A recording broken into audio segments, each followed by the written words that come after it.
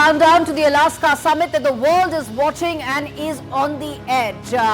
As we've been covering this entire conflict, viewers, let's also now talk about what is really some of the areas that are likely to be covered in terms of the stakeholders and their objectives, or what they're looking to achieve from this important visit, from this important summit that is going to take place soon. Very quickly, I'm going to walk you through what is it that Donald Trump is looking at.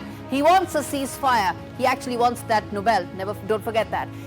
He wants to ensure that there is a possibility of a follow-up trilateral meeting, which we've spoken about, where a second summit that Zelensky and Putin could actually be on the table together. And land swaps is what he's actually trying to avoid without actually having Ukraine's approval for it. What is it in it that Russia really wants to achieve from this summit? Use it to advance its strategic position. Remember, it's actually the Russian plan that's on the table that will be discussed between the two leaders.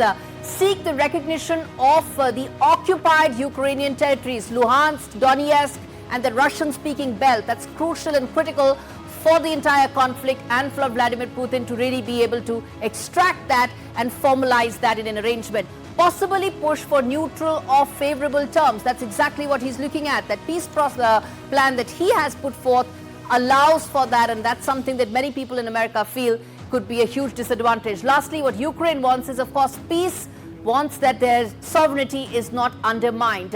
Let's tell you the other aspect that is looking at it primarily, that no territorial concessions. That's the first and most important aspect that Ukraine wants out of this. No concessions whatsoever, and insist on being part of all discussions. That isn't happening in the first phase of the summit, but could potentially happen going forward. But will that actually happen? Will there be a second summit after the first one is a key aspect. NATO guarantees and several of the other aspects is what the Ukrainian side really wants to. Let's now quickly get in Professor David Dunn, who's a professor of international politics, joining us live on the broadcast. Thanks much, Professor David, for speaking to me on fault lines. Let me first start by asking you, in terms of where things stand right now, are you hopeful of some sort of a ceasefire that can actually come out of the Alaska summit?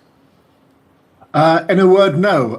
I think, as you indicated in your remarks just now there, the sides actually are quite far apart, very far apart, in terms of what their objectives are. The Russians feel confident in both the progress they're making on the battlefield, the momentum they have in general, and their ability to actually prevail in any negotiations with the Americans, to the extent to which they haven't given any indication of reducing their maximalist demands. Professor David, then I hate to interject you there, sir, but very quickly I want to ask you, then will this then signal yet another turn in the grinding war? Then if it's not ending, then it clearly means some sort of an inflection point.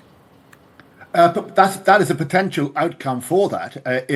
It's possible that Trump could come away from this and put increasing pressure on Russia, both economically and in terms of secondary sanctions on India and other countries.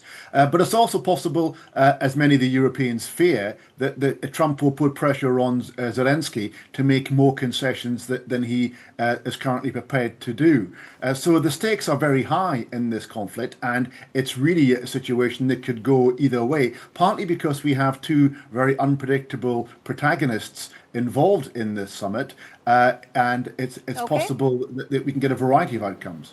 All right, Professor David, thanks much. I believe we're going to speak more on this the moment the Alaska summit starts and we get to know whether there is actually any breakthrough or not. I'm going to leave it there.